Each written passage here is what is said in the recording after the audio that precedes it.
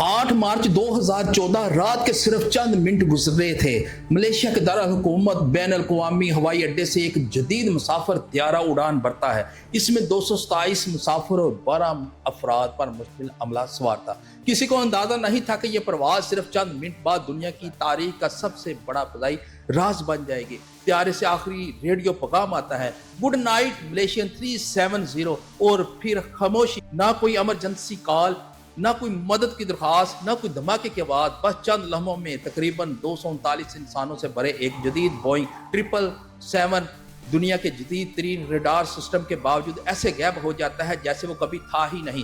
آج ایک دہائی سے زیادہ وقت گزرنے کے باوجود دنیا اب بھی ایک ہی سوال پوچھ رہی ہے، آخر MH370 کے ساتھ ہوا کیا تھا؟ کیا یہ حادثہ تھا؟ کیا کسی نے جہاز ہائی جیک کیا، یا پھر اس کے پیچھے کوئی ایسا راز چھپا ہے جسے آج تک دنیا کے سامنے نہیں لایا گیا؟ آج کی اس ڈاکومنٹری میں ہم جانیں گے کہ آخر اس رات ہوا کیا تھا، اور کیوں MH370 کو ہوا بازی کی تاریخ کا سب سے بڑا معمہ کہا جاتا ہے۔ ناظرین اکرام، 8 مارچ 2014 مقامی وقت کے مطابق رات 12:41 پر ملیشیا کی ایئر لائن پرواز MH370 نے کولمبمپور انٹرنیشنل ایئرپورٹ سے چین کے شہر بیجنگ کے لیے اڑان بھری۔ یہ ایک بوئنگ 777-200ER طیارہ تھا جو اس وقت دنیا کے محفوظ ترین مسافروں میں شمار ہوتا تھا۔ جہاز میں 227 مسافر سوار تھے جن کا تعلق 14 مختلف ممالک سے تھا۔ جہاز کے کپتان زہری احمد شاہ تھے جن کے پاس تقریباً 18,000 گھنٹے پرواز کا تجربہ تھا۔ ان کے ساتھ عبدالحمید موجود تھے جو تربیتی مرحلے میں تھے۔ ابتدا میں ہر چیز معمول کے مطابق تھی، جہاز نے مقررہ بلندی حاصل کی،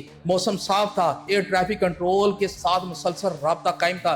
تقریباً 1:19 پر ملیشیا ایئر ٹریفک کنٹرول نے جہاز کو ویتنام کے فضائی کنٹرول کے حوالے کرنے کی ہدایت دی۔ اس وقت کاک پٹ سے آخری آواز سنائی دی، گڈ نائٹ ملیشین 370۔ یہ الفاظ بالکل معمول کے مطابق تھے، کسی پریشانی یا ایمرجنسی کا کوئی اشارہ موجود نہیں تھا، لیکن چند لمحوں بعد جہاز کا ٹرانسپونڈر بند ہو گیا۔ یہ وہ نظام ہوتا ہے جو جہاز کی شناخت اور مقام ایئر ٹریفک کنٹرول کو بتاتا ہے۔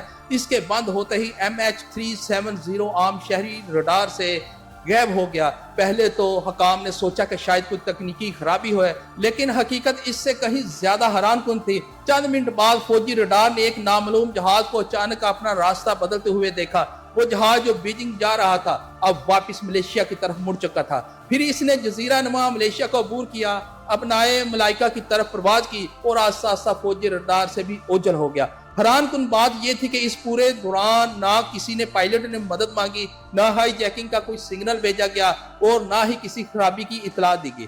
ادھر بیجنگ ایئرپورٹ سے مسافروں کے اہل خانہ اپنے پیاروں کے استقبال کے لیے موجود تھے، لیکن وقت گزرتا گیا، جہاز نہ پہنچا۔ ابتدا میں لوگوں نے سمجھا کہ شاید پرواز تاخیر کا شکار ہے، مگر چند گھنٹوں بعد ملیشیا ایئر لائن نے اعلان کیا MH370 سے رابطہ منقطع ہو چکا ہے۔ یہ خبر سنتے ہی دنیا بھر کے نیوز چینل پر ایک ہی بریکنگ چلنے لگی، ملیشیا ایئر لائن کی پرواز MH370 لاپتہ ہوگی۔ کسی کو اندازہ نہیں تھا یہ صرف ایک گمشدہ پرواز نہیں بلکہ جدید ہوا بازی کی تاریخ کا سب سے پیچیدہ معمہ بننے جا رہی تھی۔ آنے والے دنوں میں درجنوں ممالک، سینکڑوں جہاز، بحری جہاز، سیٹلائٹ اس ایک طیارے کی تلاش میں لگ جائیں گے، لیکن جو حقیقت سامنے آئے گی وہ دنیا کو مزید حیران کر دے گی۔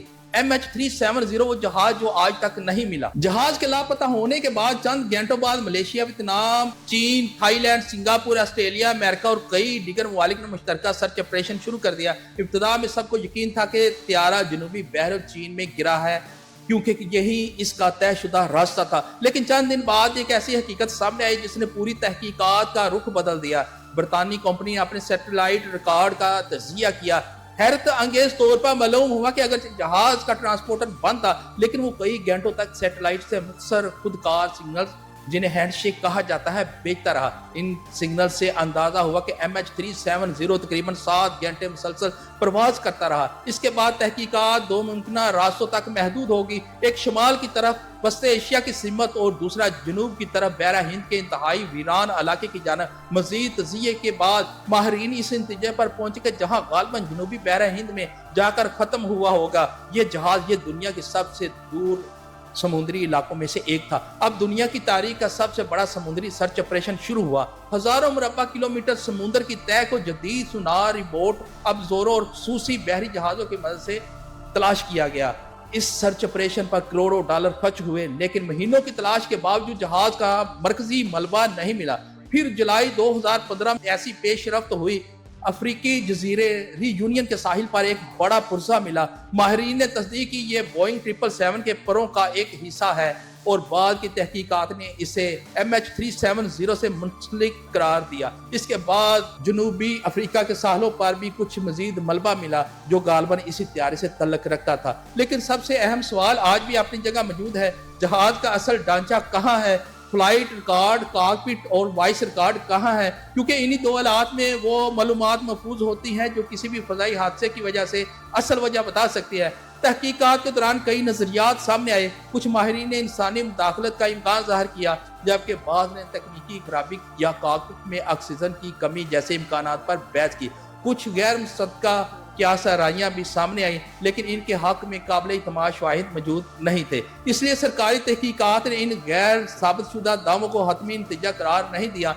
जुलाई 2018 में मलेशिया की हतमी तहकीकाती रिपोर्ट जारी की गई। रिपोर्ट में कहा गया कि दस्तयाब शवाहिद की बुनियाद पर यह यकीन से नहीं बताया जा सकता कि MH370 के लापता होने की असल वजह क्या थी। यह नतीजा दुनिया भर के माहिरीन और मुसाफिरों के अहले खाना के लिए इंतहाई मायूस कुन था, क्योंकि बरसों की तहकीकात के बावजूद सबसे बुनियादी सवाल अब भी यही है कि MH370 कहाँ गया। आज एक दहाई से ज्यादा अरसा गुजरने के बावजूद MH370 जदीद हवाबाजी का सबसे बड़ा मुहिम्मा समझा जाता है।